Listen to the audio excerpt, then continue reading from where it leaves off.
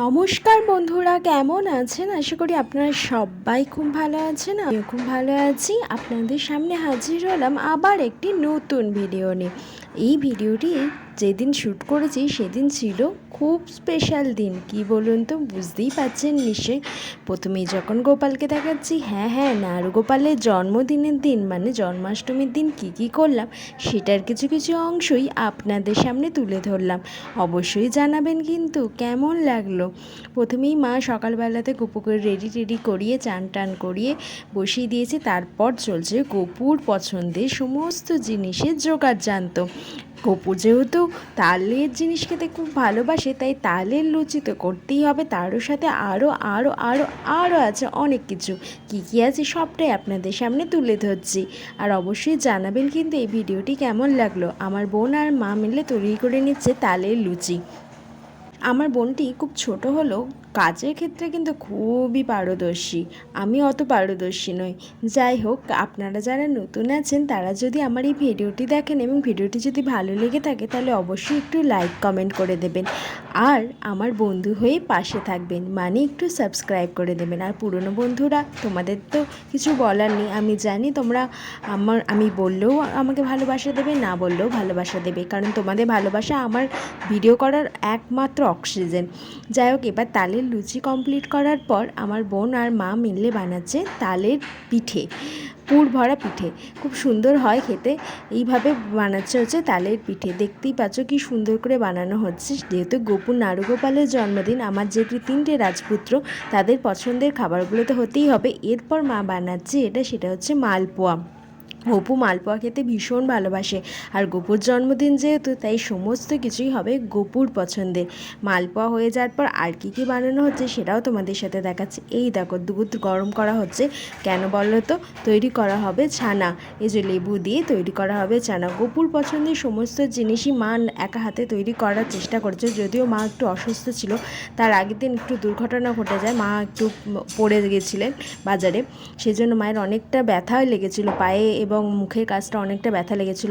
ছিলাম যে যেহেতু অনেক মানুষকে বলা হয়ে গেছে যে কবে আসবে, তারা যেহেতু আসবে কী করে এত সব যোগাযন্ত্র করবে, কিন্তু বিশ্বাস করো গোপালের অসীম কৃপায় মা সেদিন একটু সুস্থ ছিল বলেই, কারণ মায়ের ওপরেই সমস্ত কিছুটা নির্ভর করছে। এই দেখো, গোপালের সমস্ত কাজ করার সাথে সাথে মা তৈরি করে নিচ্ছে মশলাপাতি, কারণ আমাদের বাড়িতে অনেকগুলো মানুষ আসবেন এবং অনেক মানুষকেই প্রসাদ বিতরণ করা হবে।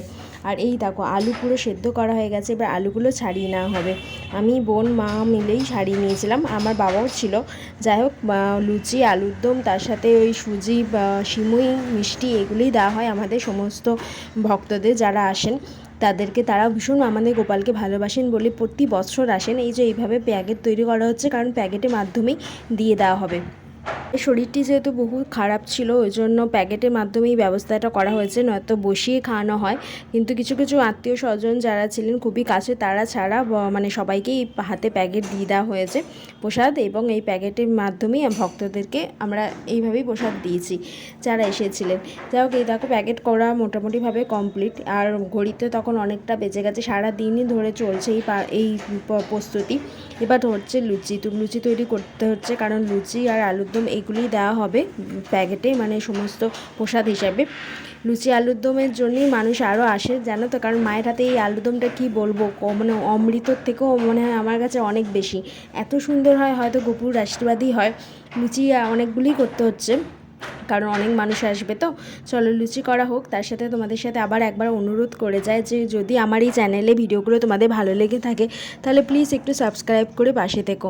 এই দেখো, যেহেতু সমস্ত কিছু নিরামিষ, সেজন্য এই স্টোভ বা ছোটো গ্যাস ওভেনেই হয়। আর এবারে গ্যাস ওভেনটা জ্বালানো হয়নি, কারণ মায়ের শরীরটা খারাপ হয়েছিল, স্টোভেতেই সমস্ত কিছু হয়েছে। এই দেখো, মা পুরো সাজিয়ে দিয়েছে সন্ধেবেলাতে। কি সুন্দর লাগছে না আমার 3টে রাজপুত্রকে? দেখতে পাচ্ছ মাঝের জন কিন্তু খুব ছোট, ওই জন্য ওকে দেখা যাচ্ছে না, কিন্তু ও কিন্তু সবার আগে এসেছে আমাদের বাড়িতে। যাই হোক, গপুকে এইভাবে সাজানো হয়ে গেছে, কারণ গপুর এরপরই হবে পুজো। গপুর পুজো হয়ে যাওয়ার পর আমরা সবাইকে প্রসাদ বিতরণ দেব। চলো, গপুর পুজোর কী কী সরঞ্জাম হয়েছে সেগুলো একটু তোমাদের সাথে তুলে ধরে। এই দেখো, এদিকে সাজিতে ফুল রেডি করা হয়ে গেছে। আর তোমাদের কার বাড়িতে কীভাবে পুজো হয় সেটা অবশ্যই জানিও। আর লুচি করাও এদিকে প্রায় অনেকটা কমপ্লিট হয়ে গেছে। দুদিকের ভিডিওই আমি তোমাদের সাথে তুলে ধরছি। লুচি তৈরি করাও প্রায় কমপ্লিট হয়ে গেছে। লুচিগুলো দেখো কত ফুলছে সত্যি। সেদিনকে যেন ভগবানের একটা আলাদা আশীর্বাদ থাকে। এইভাবেই লুচি আলুরদম সমস্ত কিছু কমপ্লিট করা যায়। আলুরদমের ছবিটাই আমি তোমাদেরকে তুলতে ভুলে গেছি। আর এত সুন্দর আলুরদমটা খেতে হয়েছিল, আর কালার কি বলবো, অসাধারণ। মায়ের হাতের রান্না তো অমৃত বটেই, তবে এই গোপালের জন্মদিনের দিন মায়ের হাতের রান্না যেন আলাদা একটা, মানে মা অন্নপূর্ণার একটা আলাদা আশীর্বাদ থাকে বলেই আমার মনে হয়। ভালো লুচি করা প্রায় কমপ্লিট। লুচিগুলোর সাইজও অনেকটা বড় হয়েছে। আর মানে গোপালে অশেষ কৃপায় সেদিনকে কোনো ঝড় বৃষ্টি হয়নি। আকাশটা দেখো পুরো সুন্দর লাগছে। এরকম ওয়েদার থাকলে না খুব সুবিধা হয়, ঝড় বৃষ্টি হলে মানুষ আসতেও পারে না আর ভালোও লাগে না ওই জন্য দেখিয়ে দিলাম তোমাদেরকে। বিকালবেলা যেহেতু অনেকটা হয়ে গেছে, সন্ধ্যে নামার ঠিক আগের মুহূর্তে এটা তোমাদেরকে একটু দেখিয়ে দিই চলো। বা চারিদিকটা এত সুন্দর না, মানে আবঝাবঝা রোদও রয়েছে, বেশ ভালো লাগছে কারণ বৃষ্টি হয়নি বলে। আর ভগবানের কাছে চাইছিলাম মানে সন্ধ্যেবেলাটা বৃষ্টি না, বৃষ্টি হলে না খুব ভিজি লাগে, কি বলবো তোমাদের। চলো, এবার সন্ধে হয়ে গেছে, পুজোর জোগাড়ও সমস্ত কিছু হয়ে গেছে, আর সমস্ত কিছু রেডি হয়ে গেছে। ওদিকে কেক, তালের জিনিস, সুজি, সিমুই, ধোকলা, গোপালের পছন্দের মতো মিষ্টি, মানে আমাদের পছন্দের মতোই মিষ্টি, কারণ গপু কী পছন্দ করে সেটা তো আমরা জানি না ধরো কি মিষ্টি, কিন্তু গপুর জন্য সবথেকে পছন্দ হচ্ছে লাড্ডু, সেটা তো আছেই। আর সমস্ত জিনিসই হয়েছে, মা একা হাতে সব করেছে, আমরা একটু সাহায্য করেছি, কিন্তু মা ছাড়া যেন আমাদের বাড়িতে অক্সিজেন কম হয়ে যাবে। ওই জন্য মা কোনো জিনিসে হাত না দিলে সেটা যেন কমপ্লিটই হবে না। যতই অসুস্থ থাকুক মা তো মাই হয়, তাই না? কিন্তু বিশ্বাস করো, আগের দিনে দুর্ঘটনাটার জন্য মন মেজাজ সত্যি খুব খারাপ ছিল। ওই জন্য খুব ভালোভাবে ভিডিওটি শ্যুটও করতে পারিনি, কিছুই না, মানে ভালোও লাগছিল না। কিন্তু আমি তোমাদেরকে গোপালের জামাগুলো যখন শেয়ার করলাম, তোমরা অনেক ভালোবাসা দিয়েছো, তাই আমি ভাবলাম জন্মাষ্টমীর দিন কী করলাম সেটাও তোমাদের সাথে শেয়ার করি। কারা কারা এসেছিলো সেই ভিডিওটাও আমি করতে পারিনি, কারণ মায়ের পায়ের যন্ত্রণাটা অনেকটাই বেড়েছিল।